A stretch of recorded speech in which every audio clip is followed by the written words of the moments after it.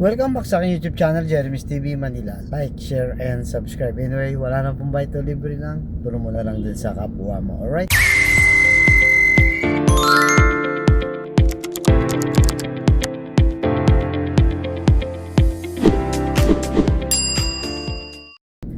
Thank you very much po. So, ang topic natin yan po today's reflection o ang mabuting balita sa araw nito. Magulo ang mundo. Mas magulo ang Pilipinas. At magulo ang bawat buhay ng isa sa atin, lalo na kung umaharap ka sa mga matitinding problema. Yan po, nasa panahon natin ngayon, talagang pag tumingin ka sa social media, kitang-kita naman natin napakaraming negative na ating nakikita. Kaya kung minsan umaga pa lang, di ba? Umaga pa lang ay parang nawawala na yung energy mo. Lalo pa kung hindi mo kayang dalhin yung mga nababasa mo sa social media. At ganun din, no? Kahit sa mismong pamilya natin, minsan nakakaroon tayo ng problema. At sa bayan pa ng ating bansa, na kung saan na pinag-uusapan, di ba? Ang corruption, na kung saan ay malala na lahat ng halos sa politician, di ba? Ay parang sangkot na sa korupsyon. Ganon din ang Senado at Kongreso, lahat sila parang nakakawalan ng gana. Actually, di ba? Sabayan mo pa ng katatapos lang po na sakuna, no, yung lindol sa Cebu. Grabe, ang dami po, no? Pagdasal po natin sila. Ang daming namatay pat nawalan ng tahanan.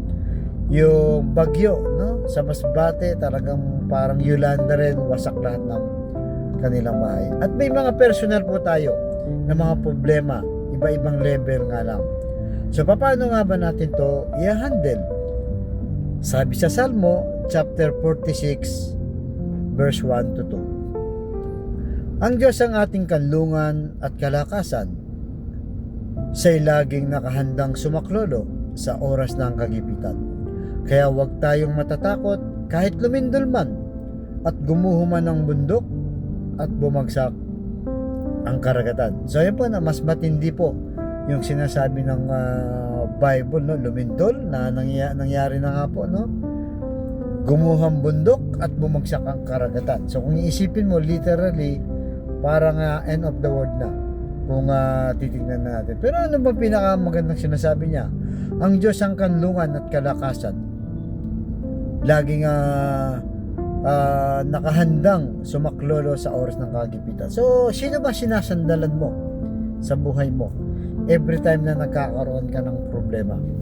Lumalapit ka ba kagad sa Diyos o sa tropa mo muna, sa mga kaibigan mo, na kung saan ay sablay pa yung mga advice sa'yo?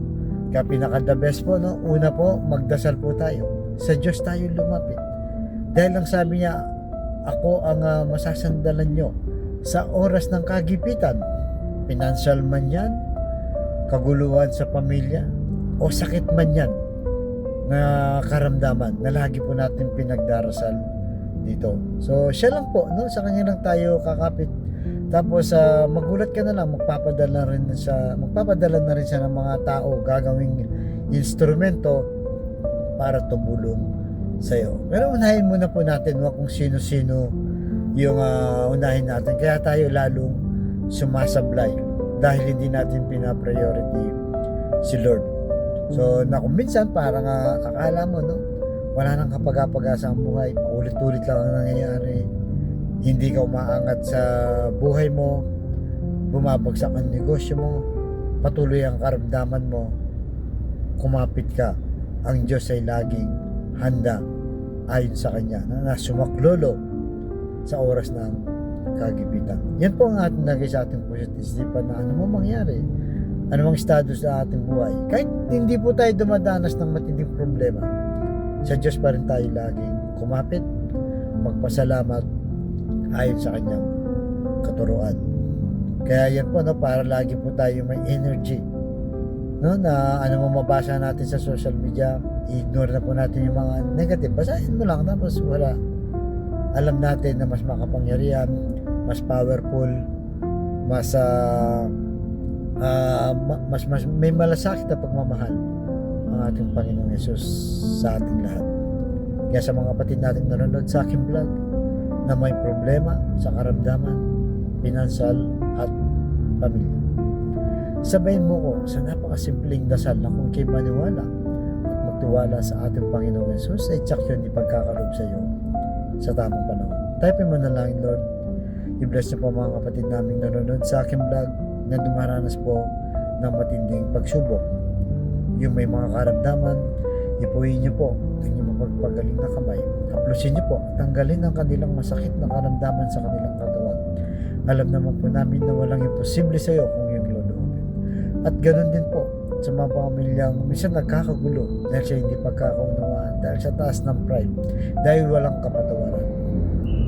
Ipuhin niyo po ang kanilang puso na maging mapagkumbaba, mapagpatawad, at higit sa lahat ay mapagmahal sa bawat miyembro ng pamilya. Yan din po sa financial, Lord, na kailangan naman pong lahat. I-bless po ang aming hanap buhay, lalong-lalo na po yung mga naghihikaw sa buhay na ultimong pambili ng 1 kilo lang ng bigas, hirap pa po tinanggap. At iyakapin niyo po, Lord, yung mga kapatid namin nasaranta ng lindol at bagyo sa Cebu at Masbate at sa lahat po ng nangangailangan. Patawarin niyo po kami sa aming mga kainahan at kasalanan. Ang lahat ng ito ay niling namin sa matamis na pangalan ng ating Panginoong Yesus. Amen and amen. To God all be the glory. Sa ngalan ng Ama, ng Anak, ng Diyos, Espiritu Santo. Amen. Thank you very much po, and God bless us all.